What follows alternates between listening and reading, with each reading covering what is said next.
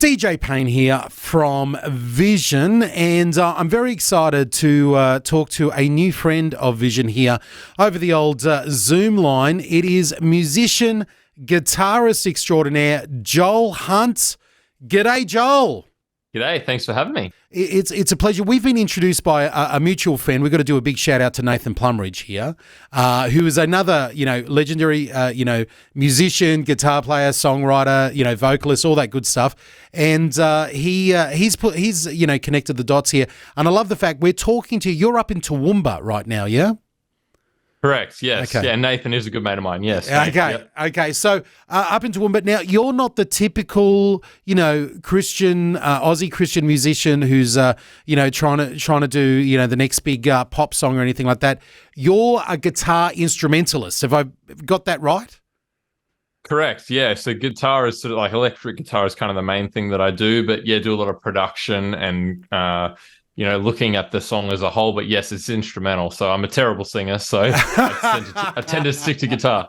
You and me both. I'm a terrible singer as well, but at least you've got the guitar there. Now, here's my first question. Now, for starters, we've just got to let everybody know you've just released a brand new full-length album. You tell us a little bit about that. Yeah, for sure. So this is my debut album. I've had just the funnest time making it. It's been a lot of hard work, but working with just some of my heroes, honestly, and getting to work, they're living, overseas, and we get to kind of chat back and forward and send files back and forward. And so we just finished an album called Space and Time. And it's primarily an electric guitar album, but there's a lot of different genres covered across the album. And I had the pleasure of working with Mark Lettieri and Justin Stanton from Snarky Puppy and a few other guys from that band as well.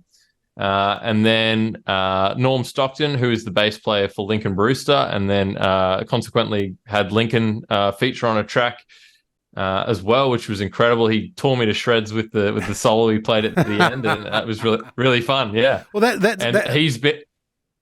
No, go for it. No, sorry. No, you're right. I was just going to say he's been my guitar idol for about 15 years. Wow. So I didn't know. I mean, being involved in, playing, Christian music for a living, I know Lincoln Brewster as the Christian pop guy. I didn't realize he was such a, virtuoso on the guitar. Oh, mate, he's incredible. So he was the guitarist for Steve Perry after Steve Perry left Journey in the early 90s. And he would have been like 22 or something like that. Wow. And he got given this. He was like, kind of like me, a bit of a nobody, and then all of a sudden he got given this gig, and it was incredible. Wow. And if you go on YouTube and check out footage of him playing with Steve back in '94, I think it was, it's like I watch it now as a 26-year-old and go, man, why do I bother? Like, so how does Lincoln? So you've been able to do a little bit of work with Lincoln Brewster. Now is that just him playing the guitar with you, or is he singing as well, or what's he? I know he's he's a big highfalutin record contract guy. He's got he's signed to a major label there. What can't he do with working with a kid from Toowoomba like you? Well, that's it. I should clarify. Technically, he didn't actually feature on the song, but he played on it.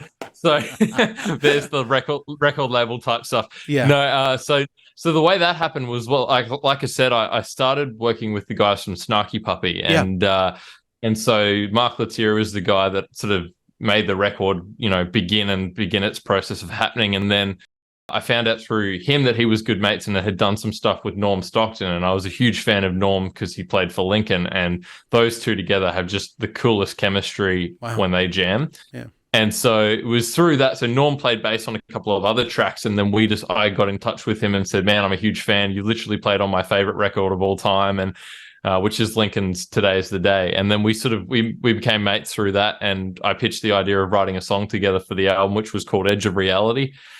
And then when it came time he agreed, and when it came time to talk about other musicians on the track, then we spoke about the possibility of getting Lincoln, and he was willing. Wow. Just kind of, I guess it was just the timing, and I couldn't tell you why he said yes, but he did. So very cool, very cool. Yeah. All right, well, next, and so he played guitar on it too. Okay. So I guess you asked, did he sing? He didn't sing. He just played guitar, but he tore it up. I had no idea about Lincoln Brewster's past there. Next, if I ever get a chance to interview him, I'm going to have to drop your name into the conversation and see.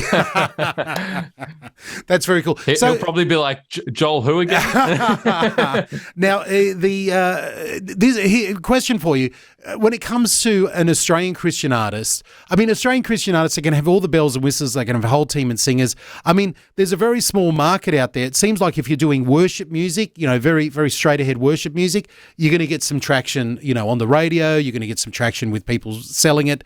If you do a little bit alternative music or rock or something else, hip hop or anything else, you're getting less and less traction. And then you come along doing instrumental guitar music. Is there any market for that in the Christian market in Australia? It's a funny one. It's certainly what I'm discovering at the moment. It's a question that I've been asking myself every day: is where do I go from here? But sort of, I guess, just been blessed with the opportunities that I've been given, and sort of thought, well, like if it leads to something, then great. But honestly, just to have the privilege to work with some of these guys and learn the tricks of the trade from them, like that in itself was invaluable to me. But so like a lot of these guys in the States, they do multiple things. So they are instrumental artists. Like, so Mark, for example, he plays for Snarky Puppy. He plays for the Fearless Flyers with Corey Wong and Nate Smith and Joe Dart. And then he's also got his own instrumental thing. And then he does a bunch of guitar courses online. So he does a lot of different stuff. Okay. And then I guess he does what he's done with me, the producing side of it as well. Yes. So a lot of the guys that do it in the States, they are guys that do a lot of different bits and pieces and kind of make a living from it that way. In Australia, instrumental, unless you're a Tommy Emmanuel or a Pliny who's like a metal shredder, the market is certainly it is smaller. I'm certainly not a Tommy Emmanuel or a metal shredder. So yeah, do you find that? I'd love to hear what you think about how the church responds to instrumental music, because over the years I have featured on different radio shows that I've done and everything like that, different instrumentalists, guitar players or people come and do something. And I think there's great space in Christian worship, in Christian expression, for an instrumentalist to come in and do something beautiful and praise God with it. Whatever the style is, whatever the genre is, for some people it might be, one way, and some people it might be the other. But I find that as a whole, the consumer, the market, the Christian radio machine goes, we don't know what to do with this. There's no words. We don't know. Like, it needs to have a very clear message. And it's like, well, this is just an instrument. Oh, it could be anything. We don't know. Have you come up against that yet, Joel? Yeah, absolutely. It's really interesting. So there is, like we mentioned, Lincoln, he has the odd track on some of his albums that are instrumental, and some of them are instrumental worship. So like, he's done some instrumental covers of worship songs where it's just the guitar playing the melody. Yeah. I think Here I Am to Worship was one of them, and really, really cool. And it's certainly not an instrumental album, but it's a track on there that's hopefully opening up the record labels to this idea of, well, worship doesn't, like you said, doesn't just have to be lyrics. It can be expressed through instrumental work as well. I know Michael W. Smith has done a few instrumental albums too. So I think it's more orchestral heavy, some of that. Yeah. And there is a couple of tracks on this album of mine that is instrumental heavy orchestral heavy as well. Yeah. But yeah, it's that sort of gray area, isn't it? That it's not. Yeah, that's kind of where I feel like I'm sitting at the moment. Yeah. I've always challenged, different stations and places that I've worked at. I've always challenged the music, the music guys, saying, "Hey, couldn't we do like an hour of instrumental music made by Christians over here?" And they begin to sweat and they're like, "Oh, I don't know how the audience will like." But I think there's great freedom in having, listening to instrumental music, because you're taking us on an emotional journey, but you're leaving us to think the thoughts for ourselves. Like listening to your album, being able to go through and having a. I've only been able to listen to it once. Like, I'm imagining different things and I'm going on journeys in my mind and doing all this other stuff, enjoying the music. Now, you might be thinking of something completely different when you create that. So there's a great connection between the artist and the person listening when it comes to instrumental music, I feel. Is that what you're after? 100%. You hit the nail on the head there. That's exactly it. It's like I obviously named the songs, but it's like, it's up to you what that looks like and what that does for you, whether it triggers, visual images in your mind, whether it makes you think of something, whether it makes you feel a certain way. That is instrumental music in a nutshell. And it's why I love listening to it, because it's different for everyone, even though the track is the same. Yeah. I love that. Now, tell us a little bit about the album, your debut full-length album, Space and Time. I love the artwork, by the way. Fantastic, job. It's a little bit trippy. It's a little bit. I'm going on a journey here into something a little bit sci-fi, and there's a lot of, there's a lot of space. With the song titles and stuff, even though it's instrumental, you've got a lot of, references to stars, solar things like that, the aerospace, little bits and pieces like that from memory. Where's the inspiration with all of that? Where did that come from? Yeah, well, you can actually you can see it on the wall behind me there. That's the album cover. Yeah.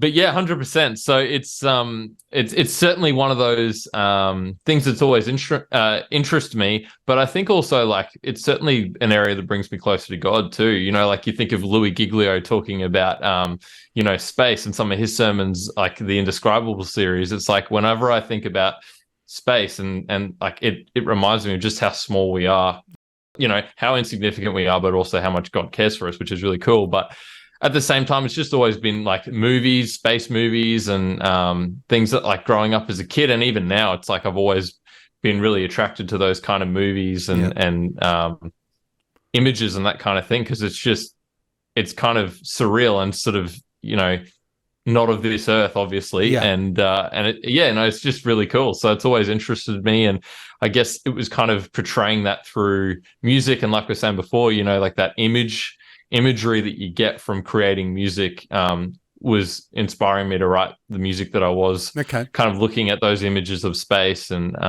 the album cover designing that kind of triggered some certain things in the way that we approach the music at times too. So very imagery based. Yeah, I love it. It definitely has that sort of feel throughout.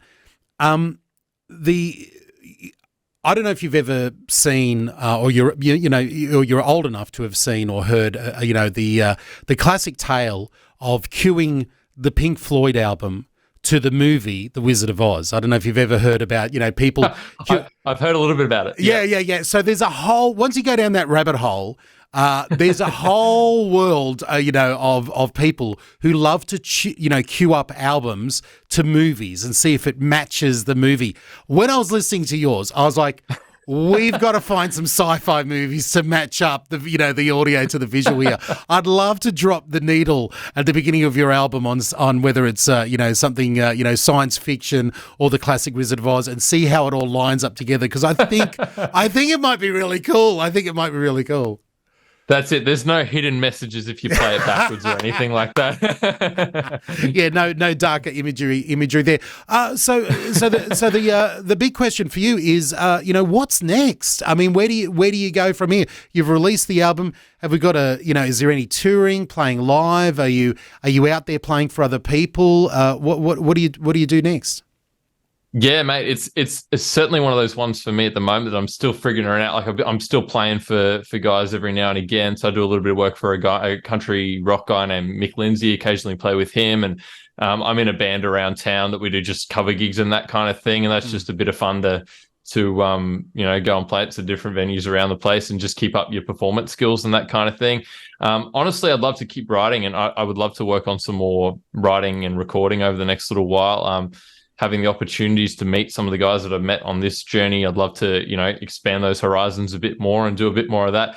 And then in the mix, my wife is due with a baby any day now. So that's also why I don't have a lot of touring lined up at the moment, because the next few months for me is going to be very different. Yeah, you and your wife have got your own space and time journey about to happen there. Yeah. So this is first baby coming along? It is, yeah, that's right. Congratulations. So it's going to be very different, and with the album coming out this week, it's all happening. Wow! Well, you've given birth twice here. You've given birth to your baby, and your wife's about to give birth to yours. I love it there. Now, if people want to connect with, and I got to say, bravo on going through your YouTube channel and your website, and I'll plug the website, and we'll put the links and everything up there. It's Joel Hunt, spelt exactly as it should be, joelhunt.com. Very, very simple. You've got a fantastic video explainer of the album, looking at the production behind it, you in this, your home studio, that type of thing. Well done on the video. Bravo. If only all musicians would do something as detailed as that. It's absolutely fantastic. And well done on, so you've got a great YouTube channel. You've got the Instagram there going as well. So encouraging, we'll put all the links out there, encourage people to follow you. But if people are interested in the music, whether they're listening to it, are you open to people wanting to collab, write, produce? What are you keen to do, in the scene there?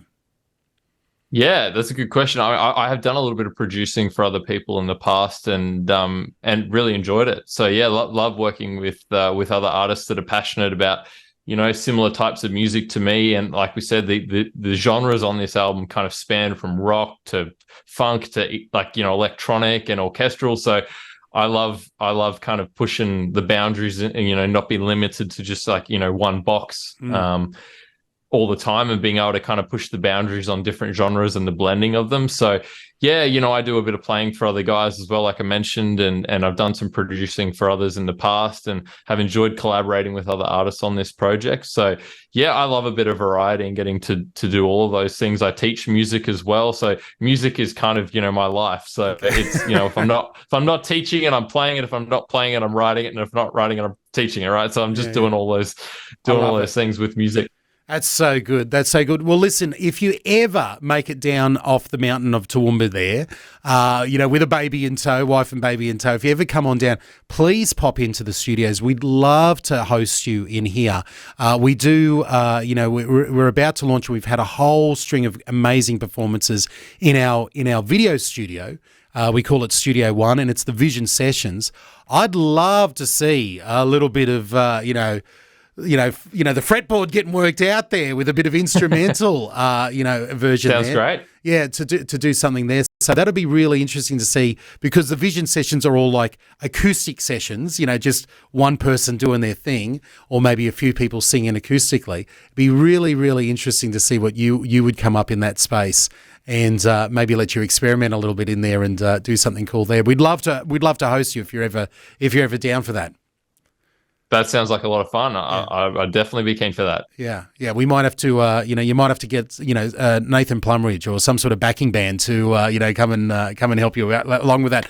Hey, listen, Joel, love the album. I've got it on repeat. I've downloaded it on my phone and loving it. What you're putting out there, and I love putting a spotlight out on Australian Christian artists who really fall out of that Venn diagram of what's acceptable on mainstream radio. And this is what we love about Vision, and what we do here is we can shine a spotlight on someone like yourself, who the Lord is leading in this really unique way, doing some amazing artistry with it. It's fantastic. 100%, mate. Thank you so much for having me, and it's been a pleasure to chat.